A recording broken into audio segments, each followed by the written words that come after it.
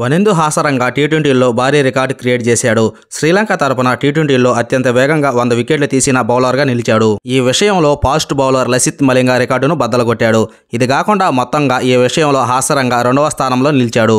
Hi friends, ఈ video కానీ నచ్చితే ఒక లైక్ చేయండి. అలాగే వనిందు హాసరంగా మరియు లసిత్ మలింగ గురించి మీ అభిప్రాయాన్ని కామెంట్ రూపంలో తెలియజేయండి. దంబుల్లా వేదికగా జరిగిన రెండో టీ20 మ్యాచ్లో శ్రీలంక 72 పరుగుల తేడాతో ఆఫ్ఘనిస్తాన్ను ఓడించి 3 మ్యాచ్ల టీ20 సిరీస్లో 2-0తో తిరుగులేని ఆధిక్యంలో నిలిచింది. ఫస్ట్ బ్యాటింగ్ చేసిన శ్రీలంక టీం 20 ఓవర్లలో 6 వికెట్లు కోల్పోయి 187 రన్స్ చేసింది. అనంతరం చేజింగ్కు వచ్చిన ఆఫ్ఘనిస్తాన్ టీం 17 ఓవర్లలో 117 పరుగులకే ఆలౌట్ అయింది.